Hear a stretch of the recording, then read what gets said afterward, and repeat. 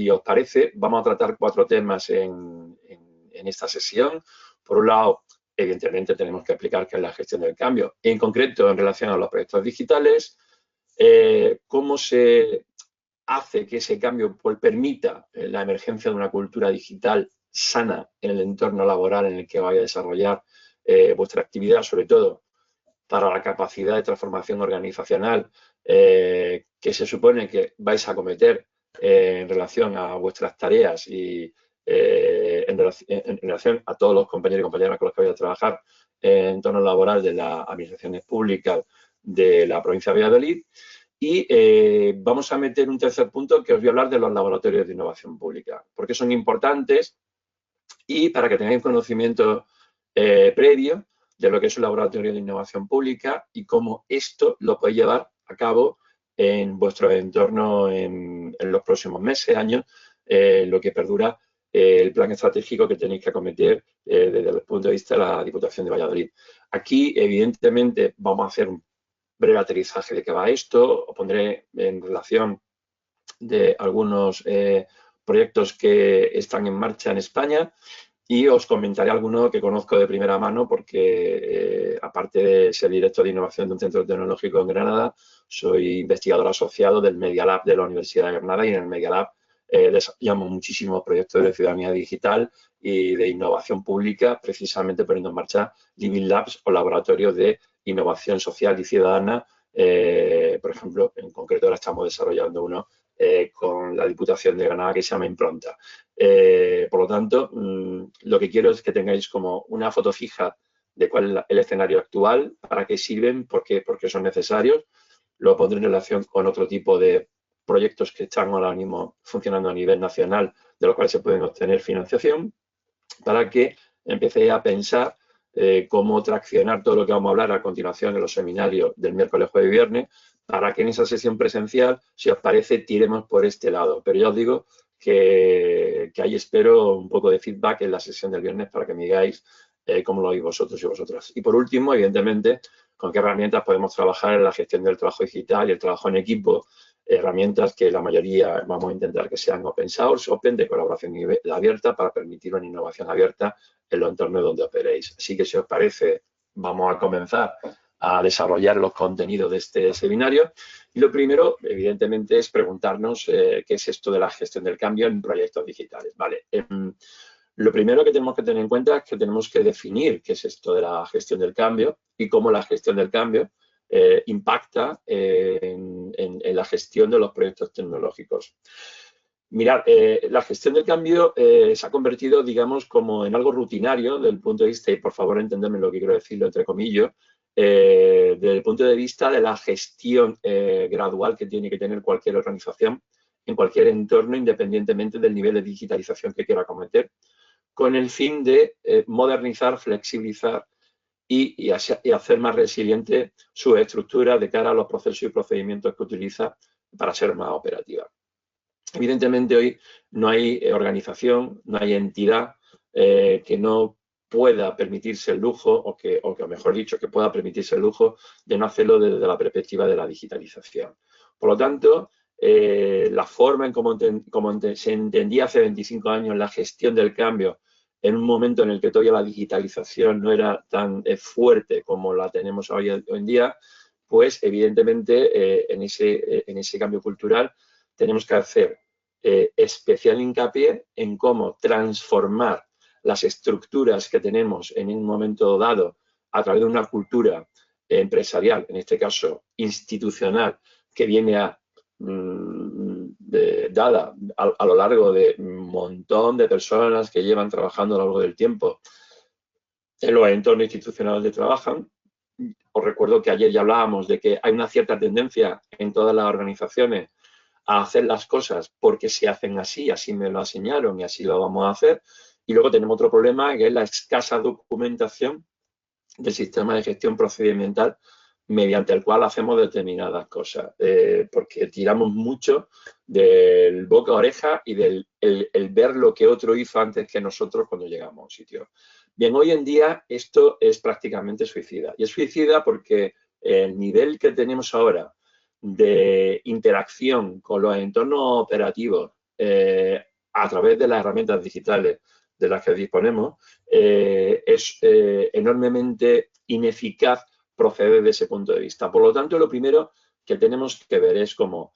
actualizar esos sistemas de procedimientos, esos sistemas procesales que tenemos dentro de la organización, para adaptarlos a las nuevas metodologías existentes, que también hablaremos de ello en la sesión presencial. Os daré una pequeña pincelada de lo que podemos trabajar cuando llegue la parte de laboratorio de innovación y con qué tecnologías lo vamos a realizar y por qué esas y no otras en función de una serie de requerimientos que evidentemente exceden a nuestra capacidad de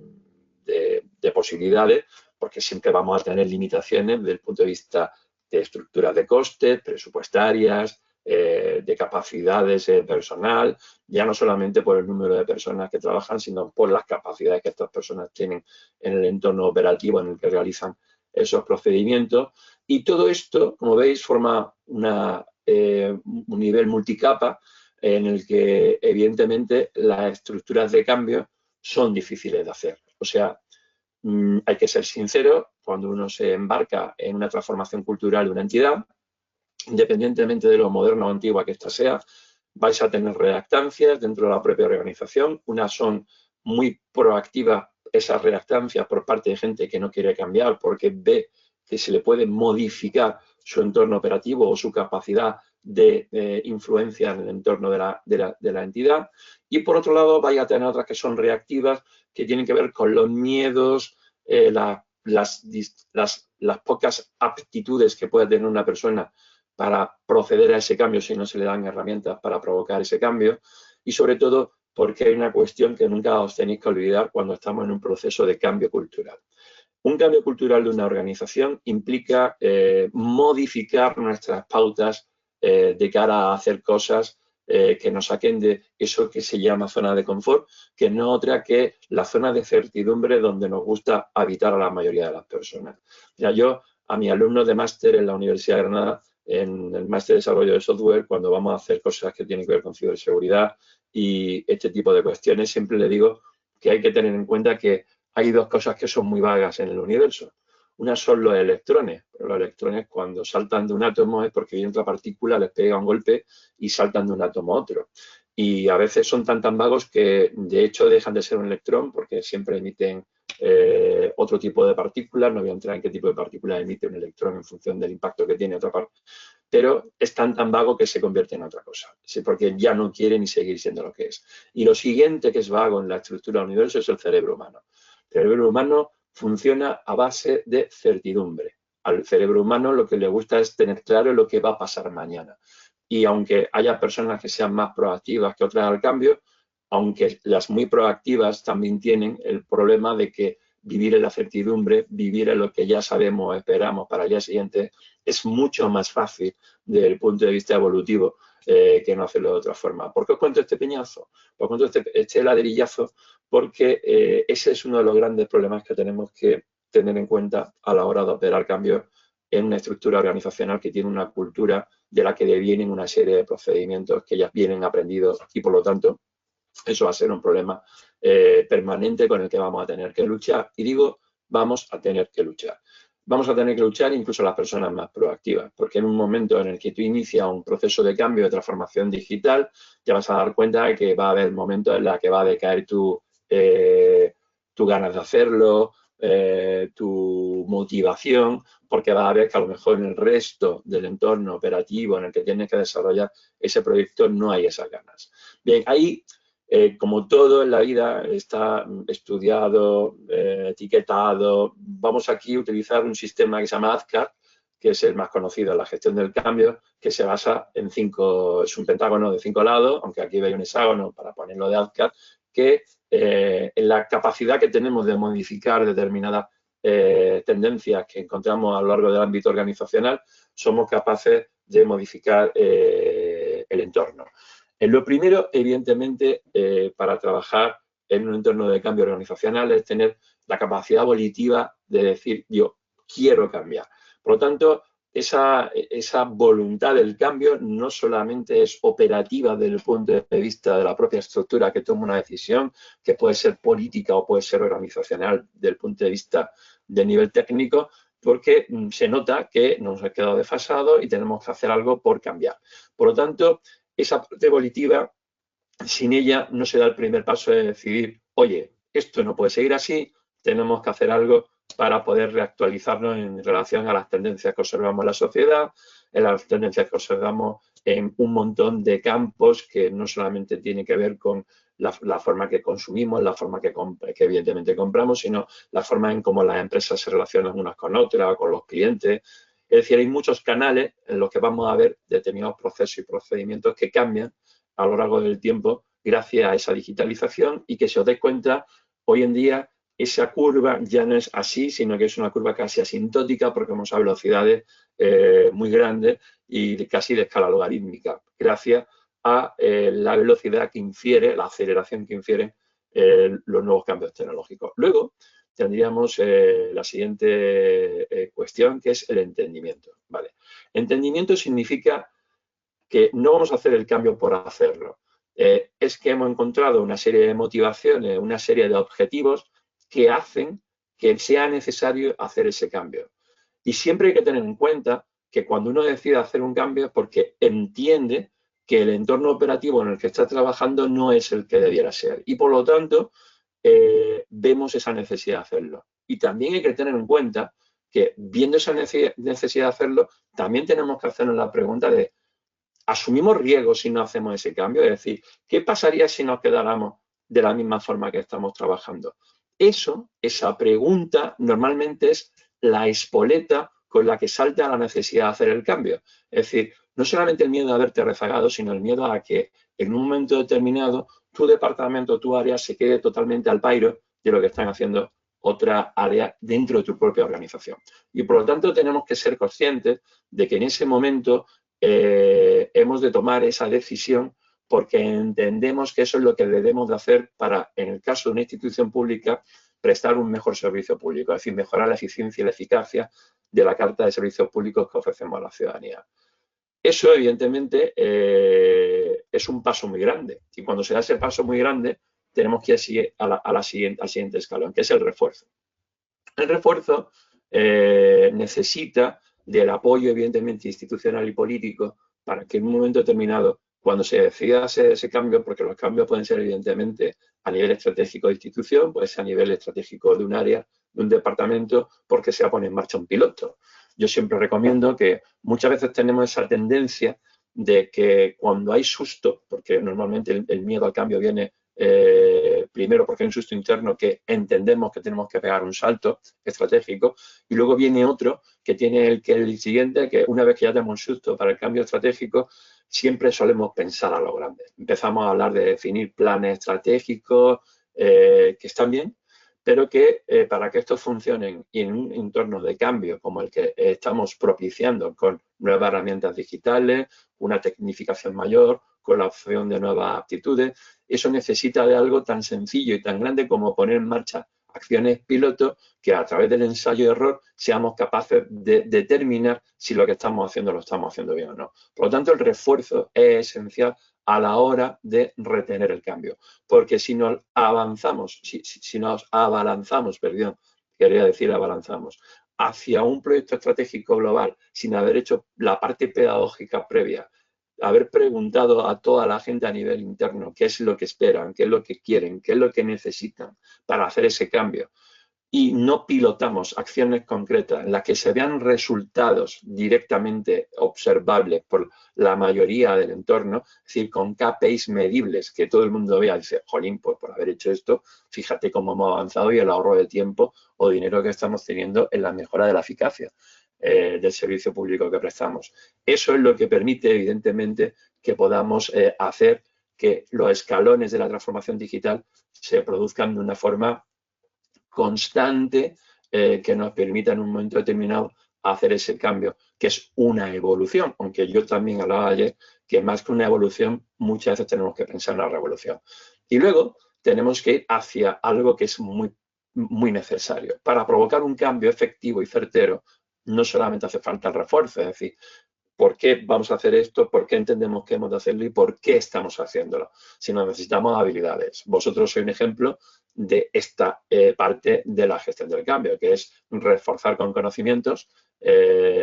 nuevas aptitudes para, evidentemente, tener nuevas destrezas, nuevas capacidades que permitan a vuestro, evidentemente, a vuestro entorno hacer esa transformación cultural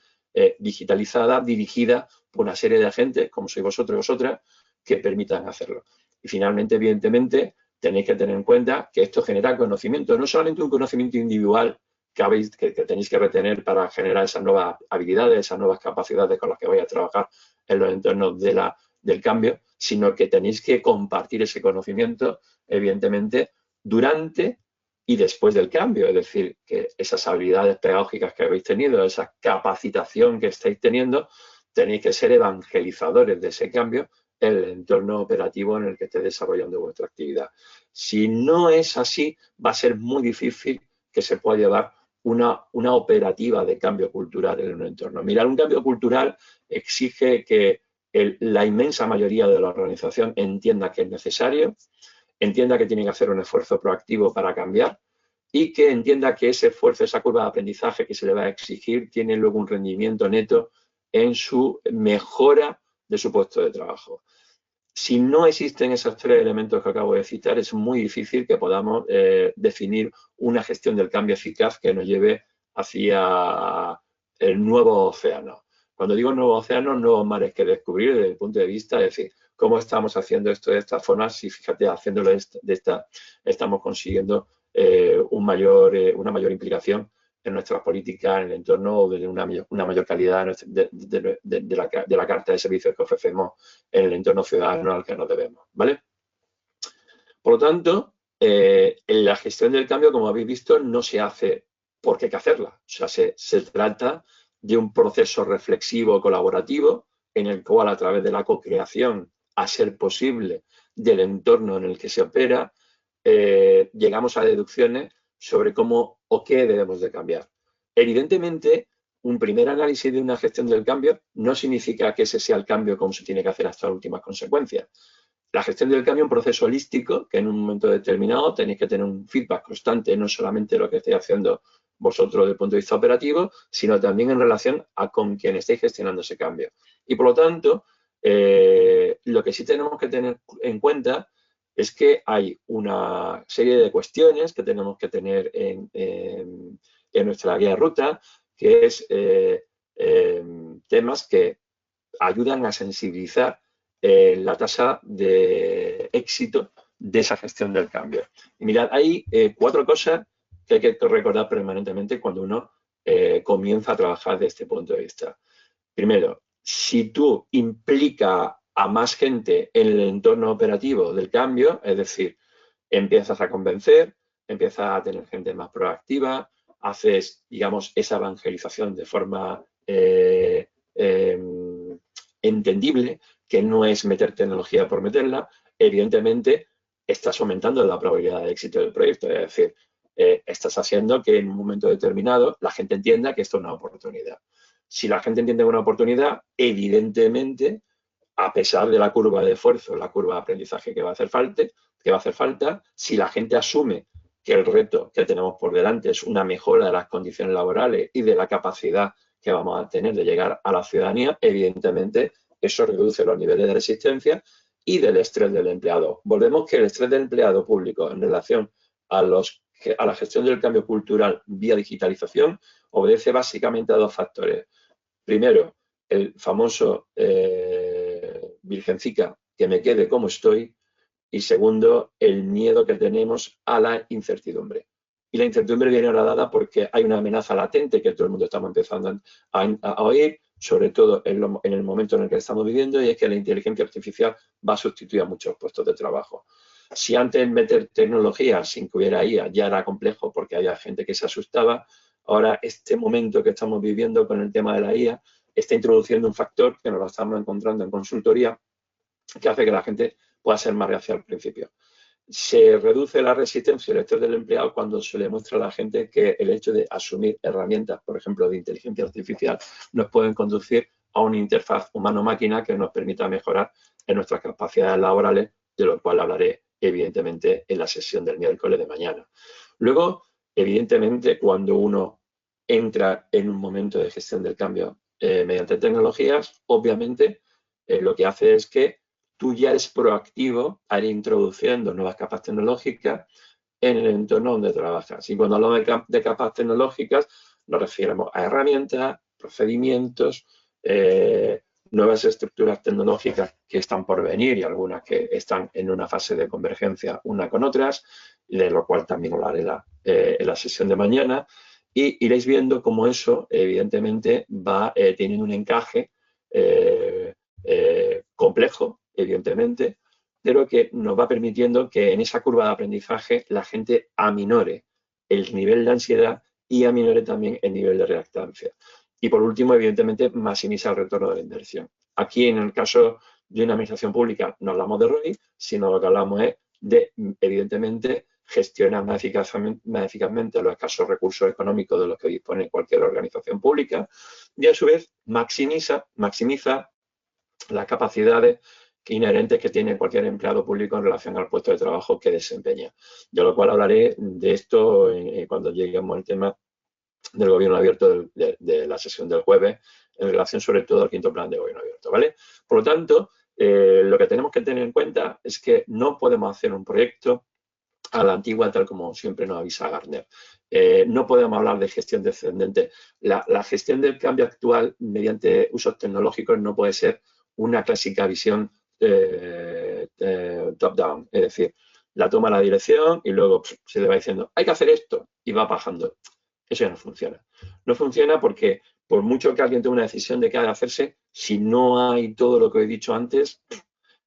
eso muere. Muere porque evidentemente está muy bien que haya una dirección que fije una estrategia de cambio, pero antes de llegar a la fijación de la estrategia de cambio hay que hacer todas las tareas que he dicho para imbricar al mayor número posible de personas que en un momento determinado en una organización pueden ser tractores de esa planificación estratégica para llevar la gestión del cambio. Y por lo tanto, también tenemos que tener en cuenta que para poder hacer esa visión desde ese punto de vista significaría que tendríamos unos canales de comunicación interna muy engrasados entre el departamento y las áreas de gestión de la administración, y eso no suele ser así, como bien sabéis, por lo tanto, especialmente en ayuntamientos pequeños donde no siquiera hay departamentos de comunicación y dependen mucho de herramientas que provienen de la administración intermedia, como en el caso de que nos atañe la Diputación de Provincia de Valladolid. Por lo tanto, lo que hay que tener en cuenta es que tenemos que trabajar de forma adocrática, con una gestión basada en la filosofía del código abierto, de la innovación abierta,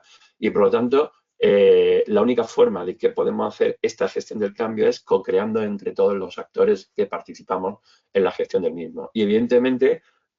cualquier empleado público, especialmente aquellos que quieren, están especialmente motivados y que pueden ser tractores del cambio, como lo sois las personas que estáis en este momento en este curso, vamos a tener la obligación de, evidentemente, ayudar a la planificación estratégica de ese cambio. Y evidentemente, esa planificación estratégica y esa aplicación que vamos a hacer de los objetivos de la planificación serán los propios empleados públicos, seréis vosotros y vosotras con el resto de vuestros compañeros y compañeras que se suban al carro, los que hablaréis y haréis abiertamente la gestión del cambio. Porque la gestión del cambio es algo totalmente holístico y de visión 360. Es de un feedback constante. ¿Por qué? Porque hay mucho ensayo-error. Lo que aguanta el papel lo aguanta al minuto siguiente de ponerlo en marcha, porque cuando te enfrentas con la realidad te vas a encontrar que cosas que no habías previsto van a aparecer, y por lo tanto tenemos que ser muy proactivos a cómo trabajar con ese sistema de gestión del cambio, ¿vale? Pero claro, os estoy haciendo el discurso de lo positivo. Ahora vamos con lo negativo, la resistencia al cambio. La resistencia al cambio que tenemos en las administraciones locales. Mirad, la resistencia al cambio las tenemos que observar como un iceberg, ¿vale? Ya sabéis que los icebergs tienen un 10% de lo que se ve es lo que flota, y el 90%, la masa oculta, es lo que está por debajo de la línea de mar. Bien, pues tenemos que tener en cuenta que así es como tenemos que enfrentarnos a un sistema de modelo de cambio de cultura organizacional en una institución. ¿Por qué? Porque hay un montón de problemas que están basados en un triángulo que tienen que ver con la calidad de la gestión que vamos a implementar en función al coste real de lo que vamos a implementar y del tiempo que vamos a dedicar a ello. Y evidentemente eso necesita de un montón de factores que tenemos que ir introduciendo en nuestra estrategia de motivación al cambio o nuestra estrategia o nuestro plan estratégico de cambio de digitalización, del plan de transformación digital, por no hablar de las estrategias que vamos a necesitar y de las tácticas que vamos a necesitar para llevar a cabo, por ejemplo, los pilotos que nos permitan capitanear una buena transición hacia ese modelo de transformación digital. Aquí tenemos que tener en cuenta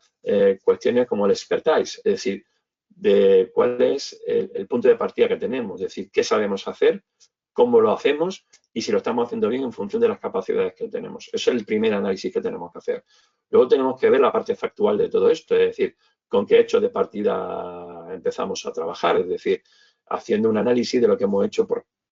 normalmente 5 años nos vienen bien para ver cómo evoluciona una política pública, cómo evoluciona un servicio que estamos dando en el seno de la administración y cómo esta está siendo impactada por las tecnologías que estamos viendo que están llegando y que están llamando a nuestras puertas. Evidentemente, para eso necesitamos tener una dimensión exterior, es decir,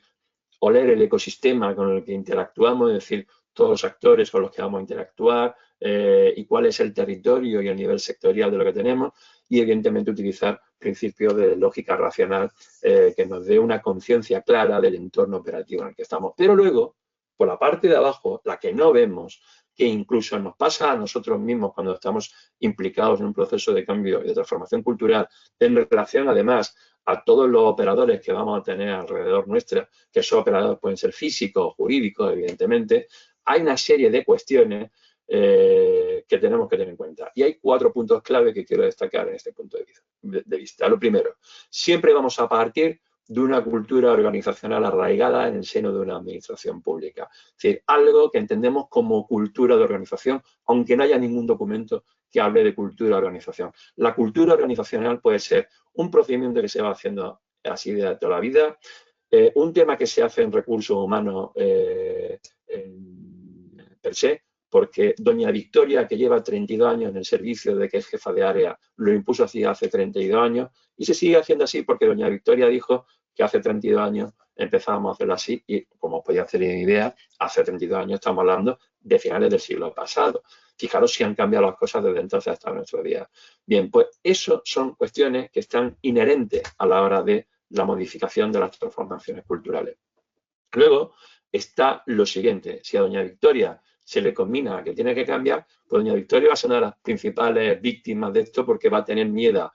a la pérdida de empleo, pero normalmente no tiene miedo a la pérdida de empleo porque es muy difícil, como sabéis, cuando uno es trabajador público, que puedas perder el empleo, salvo que se te amortice tu plaza por determinadas cuestiones que jamás casi pasan. Pero sobre todo lo que hay un miedo real es a perder el estatus que tienes en relación a tus capacidades frente a tus compañeros, en relación a cuál es el peso específico que tiene en el entorno operacional en el que desarrollas tu trabajo. Y luego, otra cosa que también ocurre es la falta de comprensión de los beneficios. Aquí no estamos hablando de beneficios económicos, estamos hablando de beneficios emocionales, ¿vale?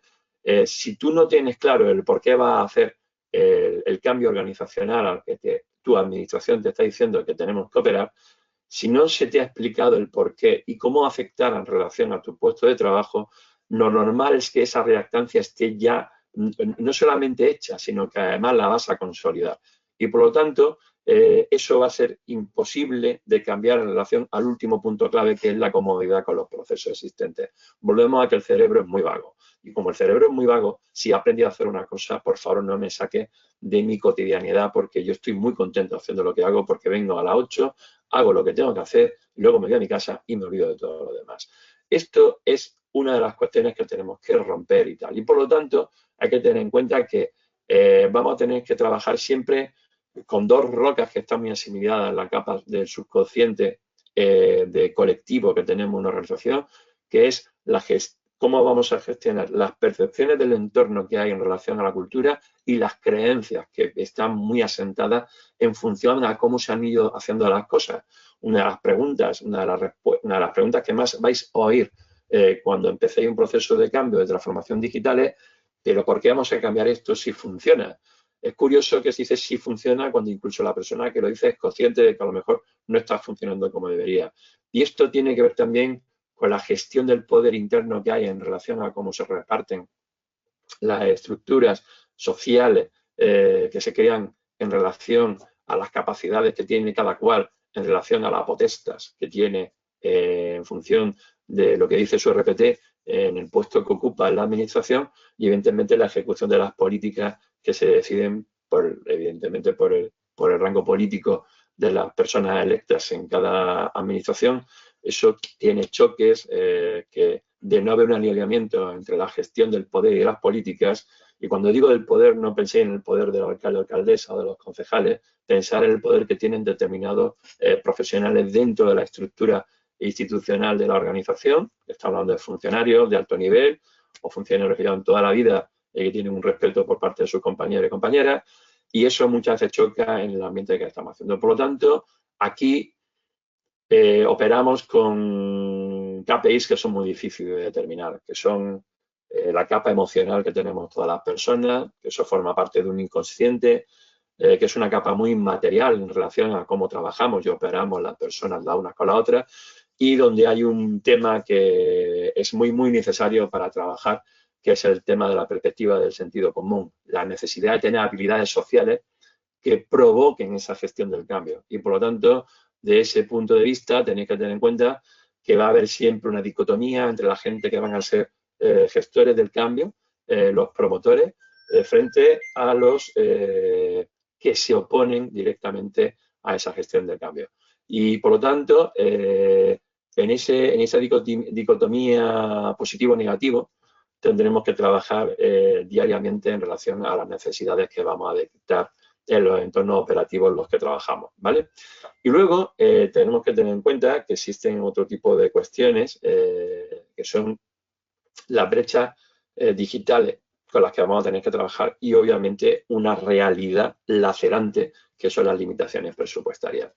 ¿Qué significa todo esto? Vale, pues primero que cuando uno inicia un proceso de transformación digital en una organización, sabe que va a haber problemas, que va a haber gaps, que va a haber brechas entre diferentes departamentos o áreas. Os voy a poner un ejemplo. No penséis ni siquiera en vuestra administración, pensad en la Administración General del Estado, ¿de acuerdo? En el Gobierno de España, independientemente de cómo se gestione. Hay una realidad objetiva y es que hay áreas, ministerios que están a años luz de otros. Por ejemplo, Ministerio de Hacienda, Agencia Estatal Tributaria. La inversión que hace la Agencia Estatal Tributaria en tecnología y en gestión del cambio está a años luz de lo que hace el Ministerio de Justicia. ¿Por qué? Porque la proactividad de la Agencia Estatal de Tributaria está en pillar siempre a la gente que hace trampas con los tributos. Y por lo tanto en ser lo más eficaz posible, porque eso significa generar mayor rendimiento para la gestión económica del país. Frente al Ministerio de Justicia, donde posiblemente tengamos a un componente humano que no es muy propicio al cambio, que es muy, muy conservador, y no me refiero desde el punto de vista ideológico en la dicotomía izquierda-derecha, sino muy conservador en relación a la cultura interna, a la gestión del cambio. No podía hacer ni idea lo difícil que es convencer, por ejemplo, al Poder Judicial para que introduzca asistentes de inteligencia artificial que le ayude a redactar sentencias. Imaginaros lo rápido que iríamos, pero no solamente estoy hablando de jueces fiscales, estaríamos hablando de todo el escalafón dentro del Ministerio de Justicia. Por lo tanto, tenemos que tener en cuenta que ya se están produciendo brechas digitales en el entorno operativo de la propia Administración General del Estado. Esto pasa obviamente en las comunidades autónomas, pasa en las diputaciones provinciales y pasa en los ayuntamientos, donde se ve además muy claramente en ayuntamientos muy, muy grandes, donde te encuentras que hay departamentos que están en la vanguardia tecnológica y otros que no han salido todavía de las notificaciones en papel. Hablando de notificaciones en papel, esto es un arraigo muy común del Ministerio de Justicia, especialmente en zonas rurales, que os voy a contar si vais por cualquier zona de Valladolid, en municipios pequeños, como todavía las notificaciones se hacen con agentes judiciales que van puerta a puerta a entregarlas, ¿no? Algo que no tiene sentido a día de hoy, ¿vale? De ese punto de vista, tenemos que ser conscientes de que, evidentemente, va a haber siempre disparidad en la habilidad tecnológica. no solamente en relación a los departamentos y las áreas con las que vamos a trabajar y vamos a tener que hacer ese cambio de transformación digital, sino también la va a haber entre las personas que conformáis los equipos, porque no todo el mundo puede saber todo, ni todo el mundo puede tener las mismas habilidades que otras personas. Entonces, en la suma de los esfuerzos, de las habilidades de cada miembro en cada equipo, está el poder de transformación digital de los entornos en los que operamos. Y por lo tanto, también tenemos que ser conscientes que veréis cómo en determinadas circunstancias, territorios, se va a dar que va a haber un acceso desigual a los recursos digitales, bien sea porque no llega la fibra, bien porque no llega el wifi, bien porque no tenemos las capacidades que el ayuntamiento tendría que haber desplegado para que hubiera una carta de derechos digitales mínima o que permita esa transición desde el punto de vista ya no solamente de la capacidad presupuestaria que tenga en relación a otros programas que puedan venir de otras administraciones superiores, sino la forma de cómo vamos a entender cómo vamos a utilizar esos recursos digitales. Y luego hay otro problema que normalmente se sitúa en el tema de las diferencias generacionales, pero que tenéis que tener en cuenta que las diferencias generacionales no dejan de ser un engaño, porque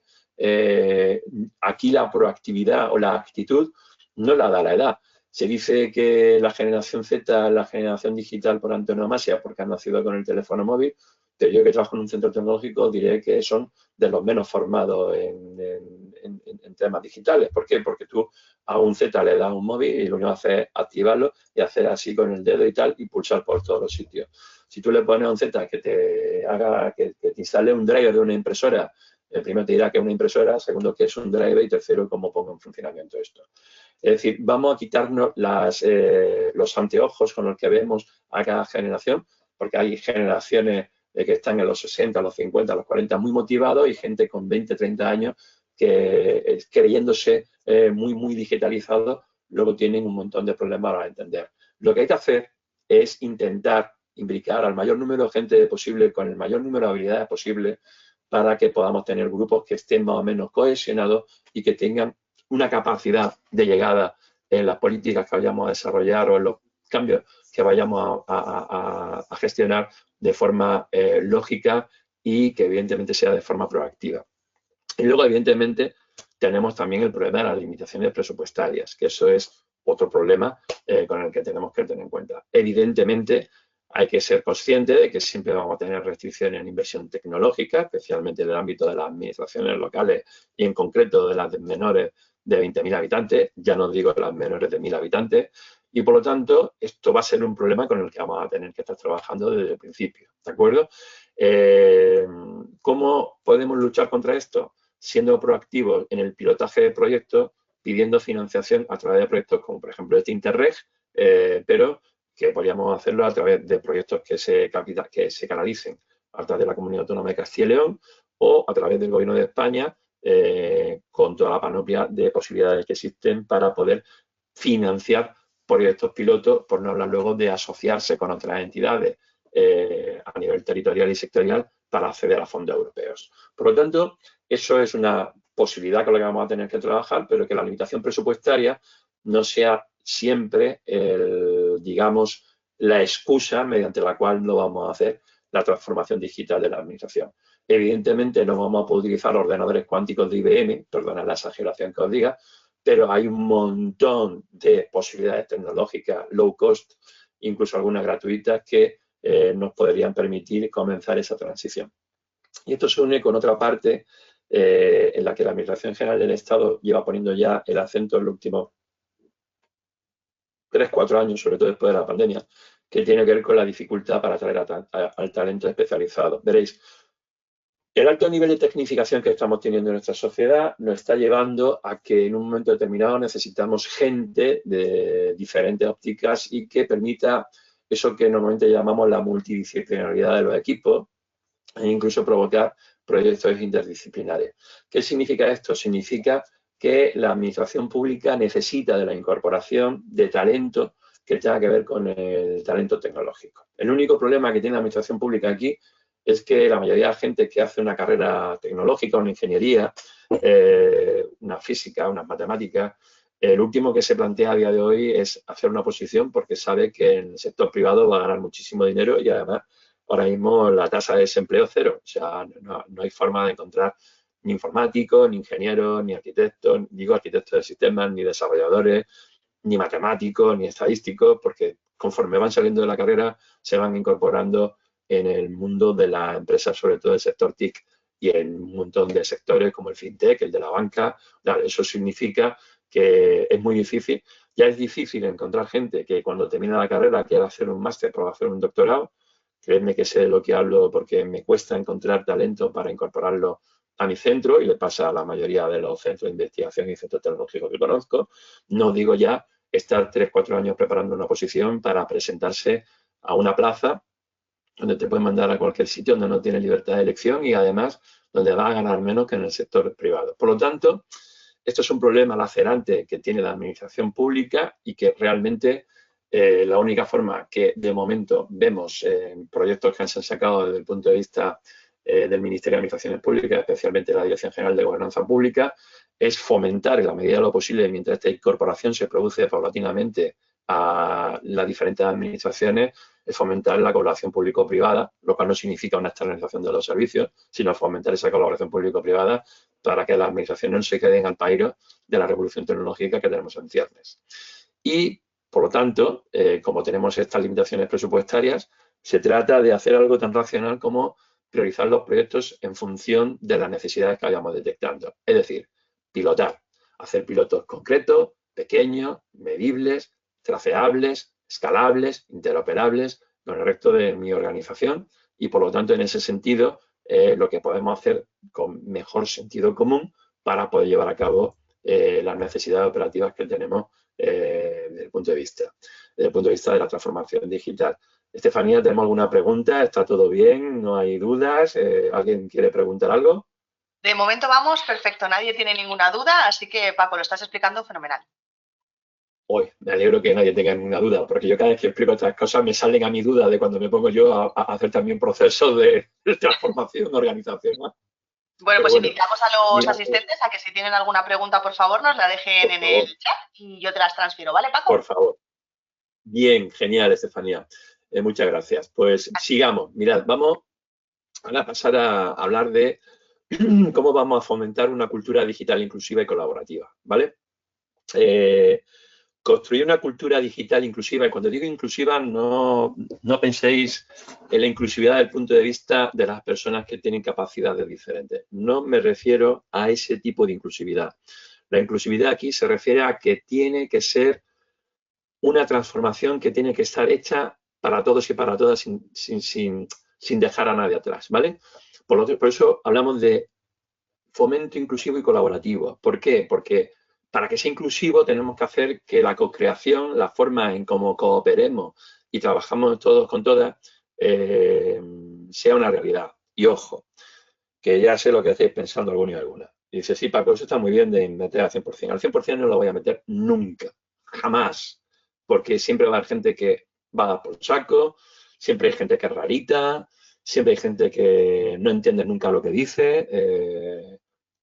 En toda organización tenemos personas especiales. Y cuando digo personas especiales, por favor, no lo entendéis desde el punto de vista peyorativo, sino que hay gente que por su forma de ser, su forma de entender la vida,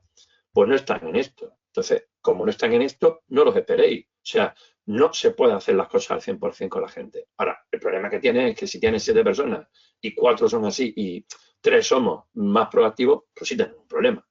Pero eso, como son cosas muy específicas, habría que ver caso por caso, pero normalmente no suele ser así. Entonces, lo que tenemos que hacer es, para que hagamos una cultura digital inclusiva y colaborativa, tenemos que fomentar espacios adocráticos. Los espacios adocráticos son liderazgos planos, liderazgos donde los liderazgos tienen que salir de forma natural. Es verdad que siempre tiene que haber alguien que coordine, que tal. En un equipo motor siempre va a haber gente, no tiene por qué ser una persona, pueden ser 2 o 3, que tienen para adelante. Y que evidentemente, cuando el equipo empieza a funcionar de forma operativa, pues alguien tendrá que tomar una decisión para poder avanzar. ¿Eso qué significa? Significa que las cosas tienen que salir de forma natural y que tenemos que abandonar los formatos en los que se decide fulanito, fulanita es quien va a llevar esto a cabo. Bueno, en un proceso de transformación organizacional puede ser la persona encargada de poner en marcha el proceso. Entonces, esa persona lista lo que hará en un momento determinado es rodearse de la gente que son líderes natos en el entorno organizacional en el que se desenvuelven. Y sería con las personas que yo trabajaría y repartiría ese liderazgo, que es la única forma que vamos a llegar a poder hacerlo de una forma coherente. Eso, liderar de forma comprometida, de forma compartida, la transformación digital, es lo que nos va a permitir, evidentemente, cambiar la cultura organizacional de una institución. Y por lo tanto, para poder hacer eso, luego viene otra cosa que es muy radical, que es hacer una comunicación abierta y transparente. Es decir,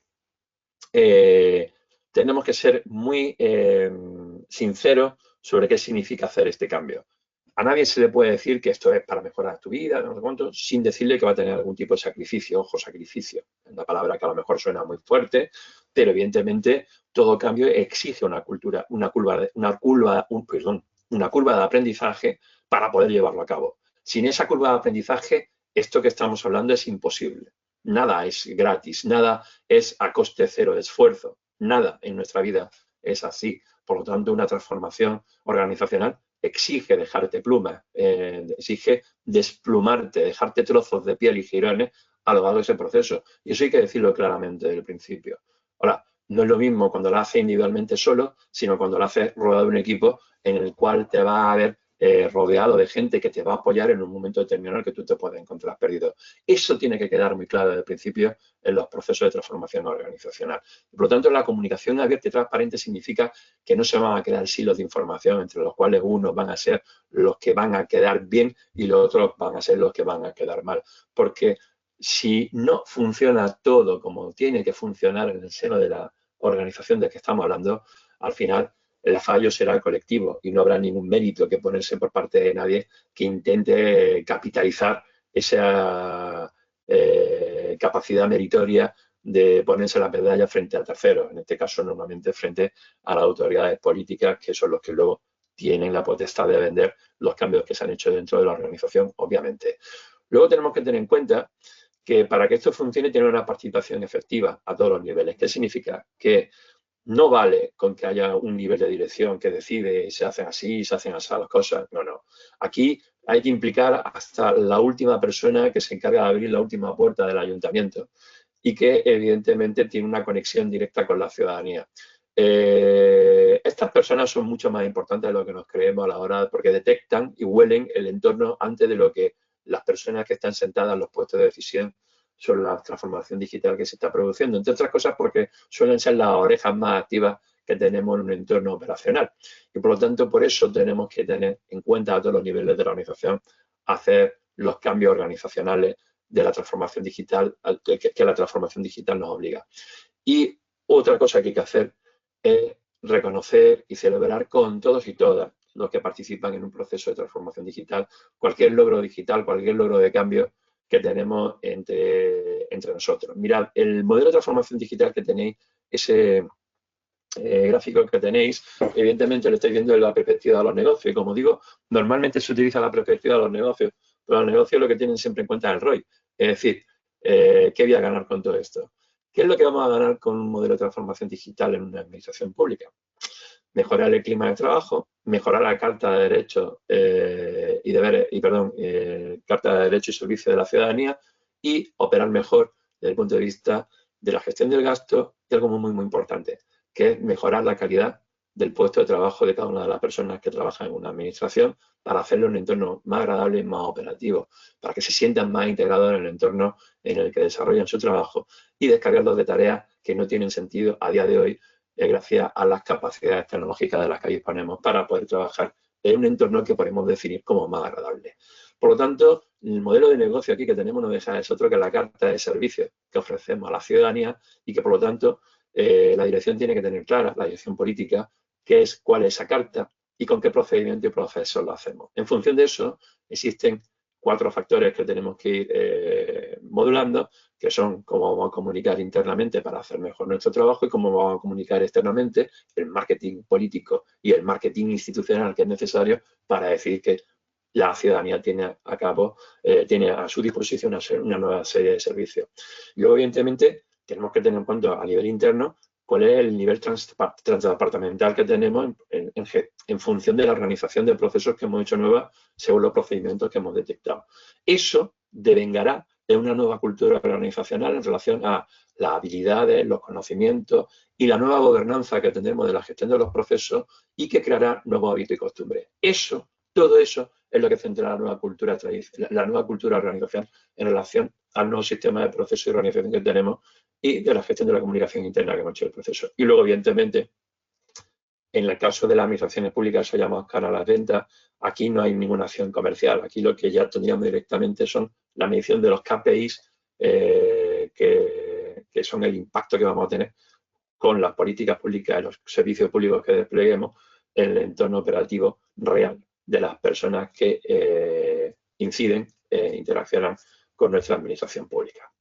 Por lo tanto, evidentemente, tenemos que tener en cuenta que en todo este proceso retroalimentado, holístico que os digo, tenemos que tener en cuenta que hay una serie de herramientas de sensibilización digital, esa acción pedagógica que hablábamos, me preguntabais, creo que fue Marta en el día de ayer, en el cual, pues evidentemente, tenemos que tener en cuenta que sin ellas no vamos a conseguir absolutamente nada. Si no hay una comunicación eficaz y transparente y permanente durante el proceso de transformación digital de nuestra organización para hacer una cultura digital, lo vamos a pasar muy, muy, muy mal. Y para eso vamos a utilizar 4 tipos de herramientas. Primero, campañas de comunicación interna para comunicarle a todos nuestros compañeros y compañeras qué estamos haciendo, por qué lo estamos haciendo, qué logros estamos consiguiendo, qué objetivos pretendemos conseguir y por qué lo estamos haciendo. Luego, cuando vayamos consiguiendo lo que se llama en el sector tecnológico un MVP, el producto mínimo viable, cuando tengamos ya un servicio, un piloto en el cual hayamos tenido un éxito,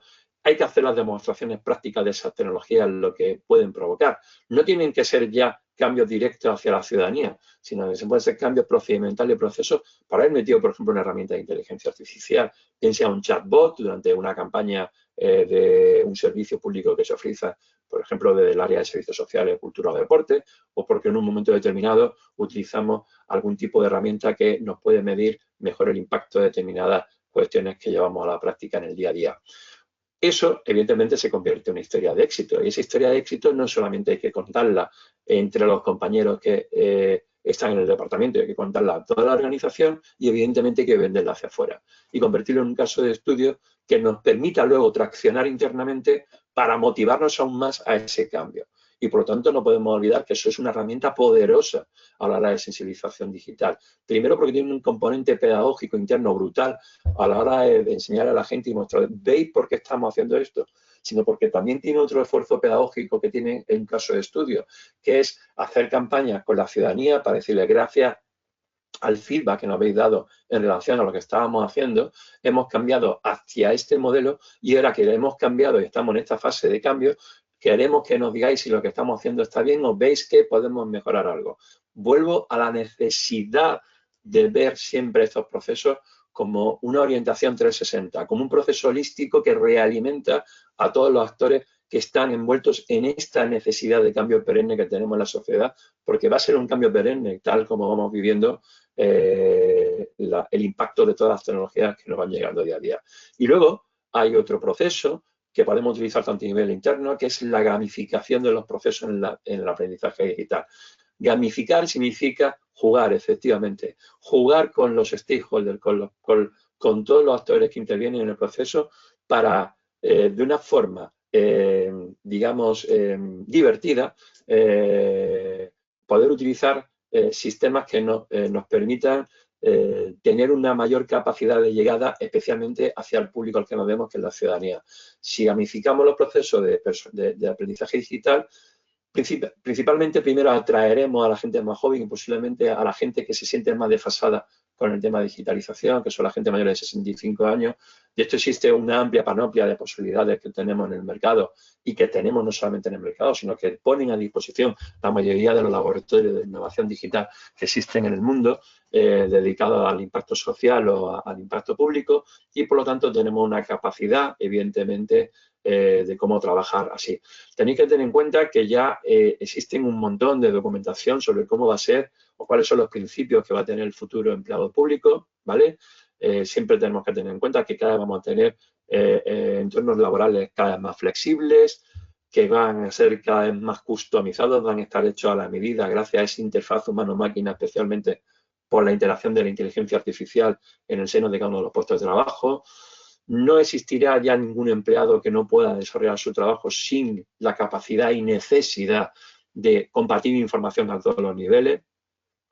Cada vez existirán nuevos vías de cómo vamos a comunicar y cómo vamos a colaborar activamente. Cualquiera puede llegar a ser un líder de su entorno si tiene primero las aptitudes, las habilidades y las capacidades para hacerlo, y la necesidad emocional de poder liderar el entorno en el que está trabajando y, por supuesto, actuar desde el cambio del conocimiento para hacerse un trabajador que pueda trabajar de la perspectiva de aprender permanentemente desde un conocimiento específico. Y, por supuesto, que pueda, evidentemente, aprender y enseñar a voluntad. Es decir, no tiene sentido que las personas que estáis aquí, vuelvo a decir que tenéis para mí, ese epíteto de evangelizadores, en el sentido más amplio y positivo de la palabra, que os permitirá en un momento determinado, obviamente, poder desarrollar una serie de habilidades que si las compartís con otros, evidentemente, os hará que evolucionéis muchísimo más rápidamente en el entorno operativo en el que desarrolláis vuestro trabajo.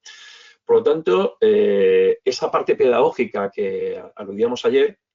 es muy importante desde el punto de vista de cómo vamos a integrar la cultura digital en los valores organizacionales. Posiblemente uno de los retos más importantes que tenemos en todas las organizaciones, porque si bien es verdad, desde que llegó Internet aproximadamente a nuestras vidas en mediados de los 90 de final del siglo pasado,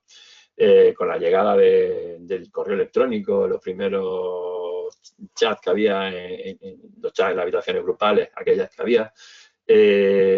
han pasado ya 30 años y en esos 30 años hemos visto cómo ha ido impactando la tecnología digital de forma que ha ido cambiando incluso costumbres y métodos de comunicación, métodos de relación que tenemos las personas a día de hoy. Evidentemente, las administraciones públicas no están al pario de ello. En el árbol de los recursos humanos veis que hay un árbol, un tronco, que es el que desarrolla todas las necesidades vitales que tiene cualquier tipo de trabajador en relación a su entorno operativo y para que el árbol pueda ser productivo, dé frutos, es decir, sea una persona proactiva, sea una persona que hace bien su trabajo, una persona motivada, necesita de unas profundas raíces. Las raíces necesitan evidentemente, y lo estáis viendo, hay una cultura organizacional sólida. Si no tenemos una cultura organizacional sólida, no vamos a tener nunca un propósito en el que entendamos que lo que estábamos haciendo tiene sentido. Y para eso, fijaros que las raíces hablan de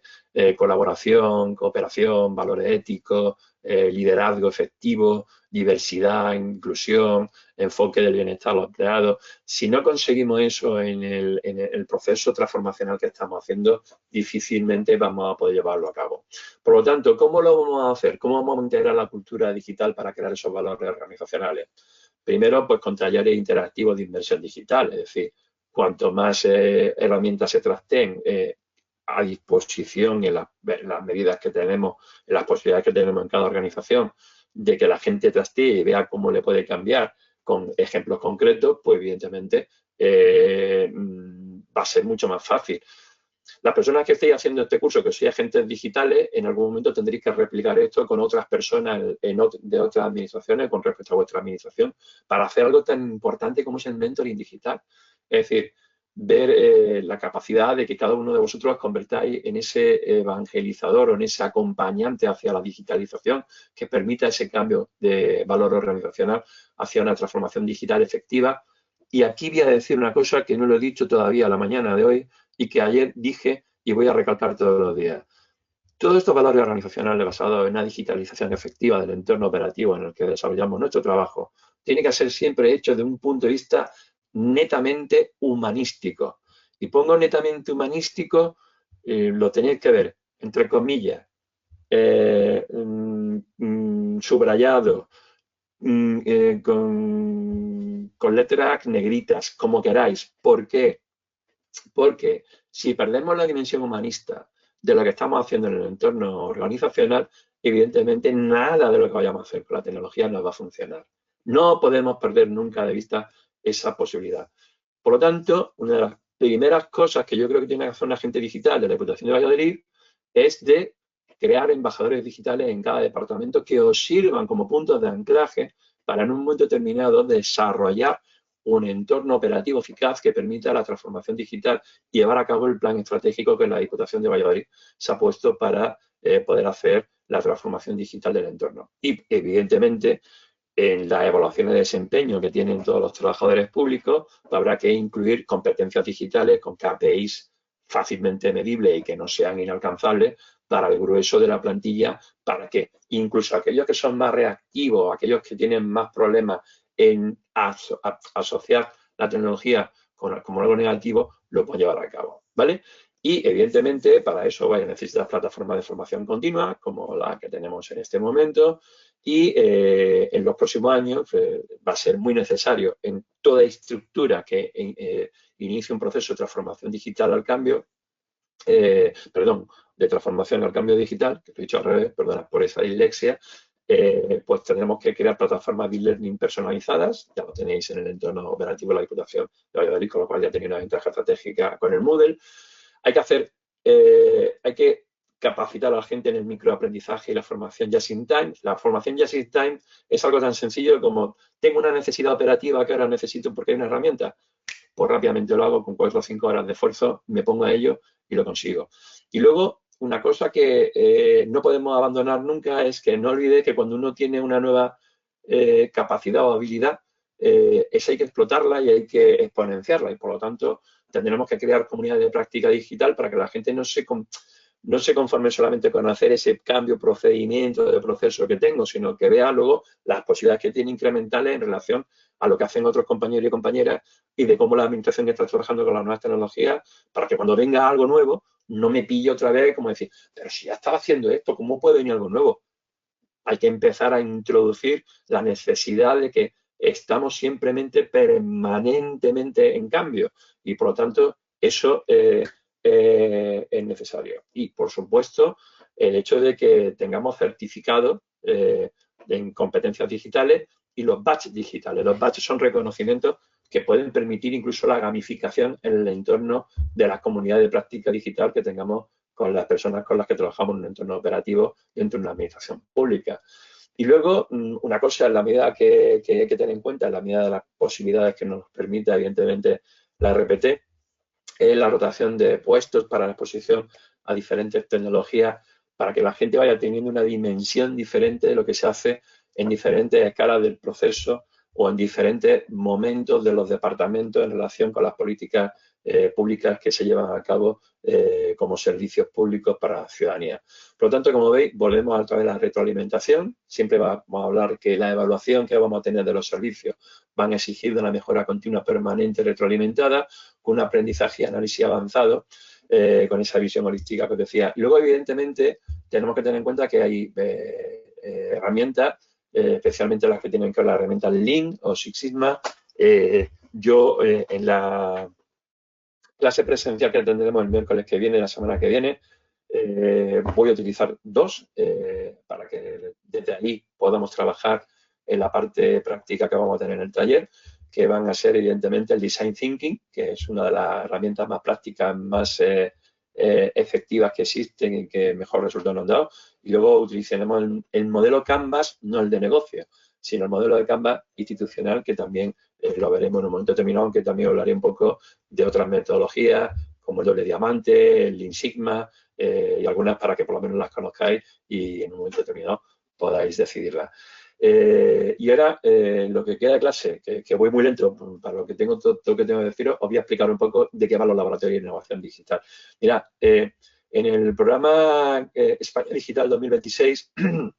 se habla por primera vez a nivel de la administración pública de crear lo que son los GovTech Labs o los laboratorios de gobierno tecnológico. Estos quedan un poco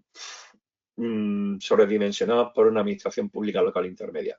pero sí tenemos ya muchísimo acervo en los últimos 15 o 20 años,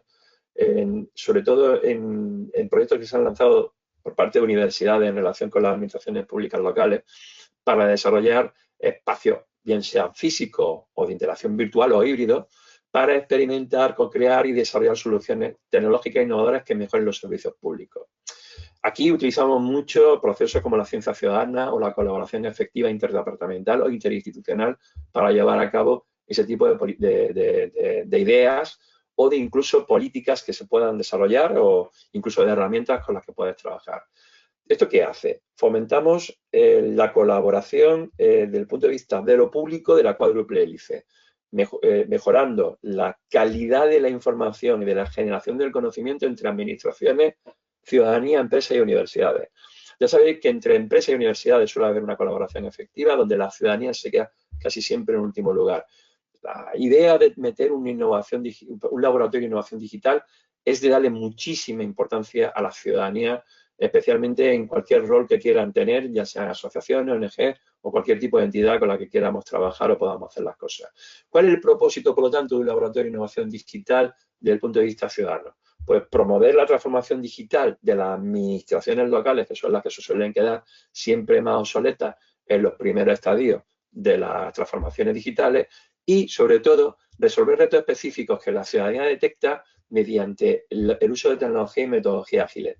Porque, al fin y al cabo, hay una herramienta tecnológica que todo el mundo tiene en su bolsillo, que es esto, un smartphone. Un smartphone es una herramienta de emancipación ciudadana brutal si se le explica a la gente cómo utilizarlo y cómo hacerlo en relación a los retos ciudadanos que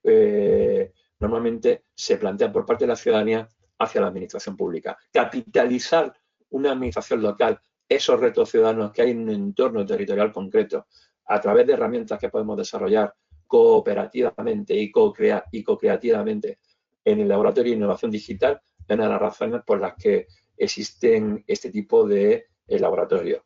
¿Cuáles son los componentes clave de un laboratorio de innovación digital? Bueno, siempre vamos a utilizar metodologías ágiles. Como he dicho,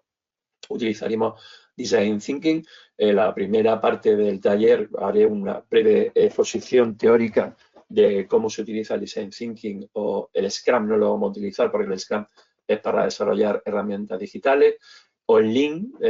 o metodología Lean como el doble diamante de la innovación pública, para que podáis ver las soluciones iterativas de cómo se hace un proceso así. Me imagino que alguno y alguna de los que me estéis escuchando habréis hecho algo de Design Thinking. Si no, lo que haremos será repasar rápidamente porque es lo que vamos a utilizar para hacer la clase práctica, el taller práctico que tengo pensado hacer con vosotros. Luego hay que, evidentemente, tener un ecosistema colaborativo que nos permite involucrar al máximo posible de actores, ¿vale? Aquí no solamente hay que disponer de la ciudadanía y de la ciudadanía interesada en participar y, evidentemente, los trabajadores públicos que están en el proceso, sino conviene tener también en cuenta a emprendedores, a expertos de tecnología que nos puedan ayudar, bien sean de la universidad, de grupos de investigación o de las propias startups que nos ayudan a hacer esto. Luego, la idea es hacer algo, o sea, no nos reunimos para hacer ideas, nos reunimos para llevar a cabo algo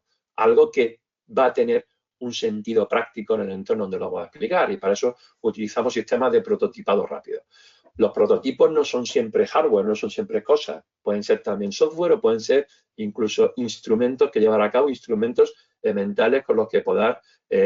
probar ideas que funcionen en un entorno y por lo tanto implementarlo a gran escala. Y siempre bajo la perspectiva de la evaluación continua, es decir, siempre de la perspectiva del ensayo-error, ajustar las soluciones, las iteraciones que tiene las metodologías ágiles que nos permitan en un momento determinado saber si estamos llevándolo bien a la práctica. Para eso operamos haciendo, primero, una identificación de retos locales que tienen que ver, por ejemplo, con cualquier sector estratégico, con cualquier nivel territorial, que pueden ser medioambientales, de movilidad, de sostenibilidad, de políticas culturales, deportivas, etcétera. Haciéndolo mediante un debate dirigido a través de las metodologías de Design Thinking, por ejemplo, o de las metodologías Lean en un taller de co-creación, ya sea físico, digital o híbrido, siempre recomiendo que sea o físicamente del todo o digitalmente del todo. La hibridación a veces es compleja, ¿de acuerdo? Porque normalmente la parte que está en la parte digital, que no está en la sala, no tiene la capacidad de interactuar como tiene la gente que está pero esto es una opinión personal, ¿de acuerdo? Y luego, evidentemente, la capacidad de poder desarrollar soluciones tecnológicas. Evidentemente, si tenemos la capacidad de desarrollar apps que integren IA, IoT o lo que sea, genial. Y si no, procedimientos nuevos totalmente informados que poder desplegar en un entorno operativo. ¿De acuerdo? Para eso vamos a utilizar siempre 5 cuestiones que vamos a tener en cuenta siempre en una metodología Lean, que es la exploración, la formulación, el desarrollo, la experimentación del desarrollo que hemos creado y la implementación del desarrollo según las iteraciones hasta que tenemos algo que podemos considerar que podemos desplegar en el entorno. ¿De acuerdo? Eso lo veremos en la sesión presencial. Ejemplos relevantes que podéis encontrar ahora mismo de funcionamiento de este tipo de laboratorios de innovación digital. Yo digo que si ponéis medialab.ugr.es, el Media Lab de la Universidad de Granada, allí os vais a encontrar con un montón de laboratorios de innovación digital que ya hemos puesto en marcha en los últimos, prácticamente la última década. Si queréis experimentar otros, pues tenemos el famoso proyecto de las naves del Laboratorio Urbano de Valencia, sobre todo muy centrado en movilidad sostenible y eficiencia energética. Uno que fue el iniciador y que fue el padre de casi todos nosotros fue el Media Lab Prado de Madrid, con espacio colaborativo para proyectos tecnológicos y culturales, donde la ciencia ciudadana es básica para la toma de decisión, la toma de decisiones públicas en el entorno operativo de aquellos retos que se pilotan desde el Media Lab Prado. Luego también la ciudad de Santander puso en marcha el Smart Santander, aquí desde el punto de vista del Smart City, sobre todo en temas de IoT, hablando IoT, Internet de las Cosas, perdonad, sobre todo el tema del aparcamiento inteligente y la gestión del agua, utilizando metodologías, metodologías co-creativas con la ciudadanía para llegar a resultados concretos. Y luego está, por ejemplo, en la Diputación de Barcelona tienen un laboratorio de innovación social que lleva ya muchísimos años trabajando, sobre todo en el enfoque de las políticas sociales, especialmente desde el punto de vista de inclusión social, para evitar brechas que hay en el entorno de la primera corona y segunda corona metropolitana de la ciudad de Barcelona. Ya sabéis que una conurbación, Barcelona tendrá 1 millón y pico de habitantes, pero la conurbación de Barcelona llega prácticamente a los 3 millones por la gran cantidad de población urbana aquí alrededor, y entonces se puso en marcha este laboratorio de innovación social precisamente para hablar con la ciudadanía permanentemente, sobre todo en las políticas sociales, la aceptación que tenían en el entorno de desarrollo de las futuras políticas locales. ¿Por qué hacemos los laboratorios? Pues evidentemente porque nos permiten hacer una modernización de los servicios públicos mediante tecnología, porque nos permite co-crear y introducir la ecuación a la participación ciudadana para la toma de decisiones eficaces en relación a lo que oímos y lo que nos dice la ciudadanía. Eso siempre implica reducción de costes operativos gracias a que vamos a ser más eficientes en la gestión del presupuesto, y no olvidéis que al ser un sistema iterativo y un sistema colaborativo vamos a tener una mejora continua porque permanentemente vamos a recibir el feedback con datos reales de lo que está ocurriendo durante la ejecución de las pruebas piloto. Evidentemente, esto parece política ficción, no lo es, existe, pero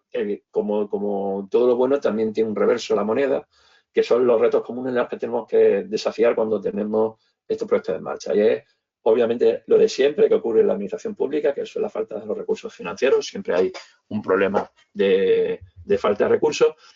Pero casi lo que os voy a decir que uno de los problemas que detectamos y que vosotros y vosotras vais a ayudar a contrarrestar es el tema de recursos, no recursos, sino personal específico especializado que entienda el porqué de llevar a cabo este tipo de políticas en el entorno operativo de la administración pública, especialmente en la puesta en marcha de Living Labs o de laboratorios de innovación pública o de innovación social. Vosotros aquí vais a tener herramientas con las cuales os vais a poder lanzar a la consecución de este tipo de objetivos y de poner en marcha laboratorios de innovación pública. Los laboratorios de innovación pública pueden ser, evidentemente, hechos desde un municipio muy pequeñito a integrar a varios territorios en un laboratorio, trabajar en colaboración con la universidad, con ONG. Existen múltiples formas, no existe una metodología concreta de cómo hacerlo. Lo que hay que tener claro es qué objetivos vamos a desarrollar y por qué vamos a desarrollar esos objetivos en relación al problema que queremos resolver, ¿vale? Obviamente existen otros retos como son la resistencia al cambio entre la administración pública. Aquí ya tengo la seguridad que por lo menos la Diputación de Valladolid ha tomado una decisión en relación a cómo va a trabajar en el futuro este tipo de cuestiones con las personas que estén haciendo este curso. Y luego hay una cosa que es bastante compleja y que no hay que perder nunca de vista, que es la necesidad de que toda medida que se realiza desde el punto de vista de un laboratorio de innovación pública tiene que tener siempre la dimensión de la escalabilidad de la solución dada para que esta luego pueda ser llevada no solamente a escalas superiores, sino casi siempre a escalas inferiores que redunden en una mejor operatividad y eficacia de las políticas públicas que se hacen en administraciones más pequeñas que tienen menos recursos y evidentemente también necesitan ser interoperables, es decir, que se conecten o se integren con sistemas existentes que permitan evidentemente que la amplificación de la resolución del problema que se da con esa medida que se ha co-creado tenga un mayor impacto en el entorno operativo en el que se hace, ¿vale? Por lo tanto, todo esto al final depende de algo como es la gestión de trabajo en equipo y para eso necesitamos una serie de herramientas que tenemos que tener en cuenta que todo ha cambiado. Primero porque la forma en cómo trabajamos hoy en día no tiene que ver en cómo trabajamos hace 30 años gracias a las herramientas que utilizamos, desde los ordenadores, las tablets, los smartphones, la cantidad de información que recibimos en el día a día, esa hiperaceleración, esa infosicación constante a la que nos sometemos. Por lo tanto, todo eso que en un principio pueden ser problemas lo tenemos que convertir en una ventaja estratégica para mejorar procesos y servicios desde el uso de esas tecnologías. Luego tenemos que tener en cuenta que la tecnología también es liberadora desde el punto de vista de mejorar, y no me cansaré de decirlo, la eficiencia y la transparencia en los procesos de digitalización, lo que el mundo anglosajón habla como accountability, como rendición de cuentas. Tenemos una posibilidad de rendir cuentas como nunca hasta ahora, sin tener que esperar cada 4 años a votar, sino que la gente tenga una percepción de que se están gastando los recursos de forma eficiente en relación a las políticas públicas que se están desplegando en un territorio. Y luego hay una serie de cuestiones que veremos en la última sesión, que es todo lo que tiene que ver con la privacidad y la identidad de los datos desde el punto de vista de la ciberseguridad, que es una de las grandes tareas pendientes de las administraciones públicas locales de este país, que son la seguridad de los datos, la accesibilidad y luego otra complicación que vais a tener que tener en cuenta y que no podéis soslayar nunca de cualquier tipo de cuestión que vayáis a llevar a cabo en relación a la digitalización de los procesos en los que vais a trabajar, que es el rango normativo de la misma. Existe una afectación normativa que nos obliga a hacer muchas cosas y que hay que tener en cuenta que no podemos caer en la tentación de incumplirla porque estaríamos cometiendo un problema para la administración pública y para aquellos que habéis llevado a cabo los temas. No quiero asustaros con esto, pero hay que tener en cuenta que existen limitaciones que nos la da el Reglamento General de Protección de Datos de la Unión Europea. Tenemos que tener en cuenta ya el reglamento de la inteligencia artificial de la Unión Europea, cómo afecta a las administraciones públicas. Os voy a decir que aquí es bastante laxa, con lo cual ningún problema para trabajar con ella, pero si metéis la IA en vuestros canales de trabajo, tenéis que ser conscientes de que en una administración pública trabaja con datos sensibles porque son datos de personas normalmente que no solamente revelan su nombre, su DNI, su posición, su trabajo, sus necesidades y por lo tanto cuando uno vaya a trabajar con la IA tiene que tener en cuenta una serie de cuestiones que esto daría para un taller exclusivo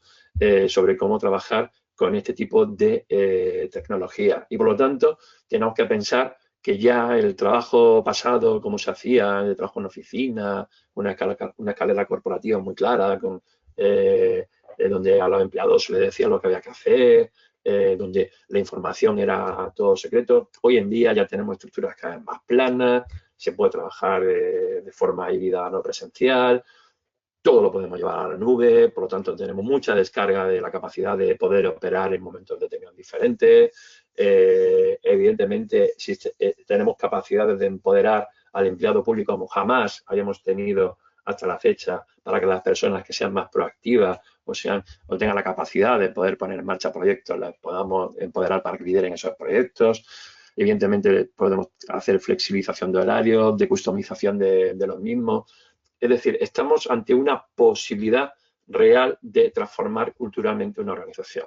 Y evidentemente, otra cosa que tenéis que tener en cuenta es que esto no se puede hacer solo. No se puede hacer desde el punto de vista de una diputación o de un ayuntamiento con la diputación o de otro ayuntamiento.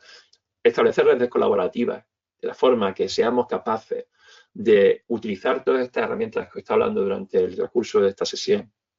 para poder empoderarnos a nosotros primero y empoderar a nuestra organización para hacer ese tránsito del cambio tecnológico en la transformación cultural que ello exige. Nos exige, evidentemente, tener equipos multidisciplinares con las problemáticas que he comentado anteriormente y, sobre todo, distribuidos geográficamente. ¿Qué significa esto distribuido geográficamente? Pensar en el mapa de Valladolid como un lugar, como un tapiz sobre el que trabajar. Cuando digo Valladolid me refiero a la provincia, obviamente, sobre un tapiz sobre el que trabajar territorial y sectorialmente en función de aquellas cuestiones que se puedan pilotar y que puedan ser un cambio efectivo en el entorno operativo, no solamente de la administración, sino de facilitar la vida a la ciudadanía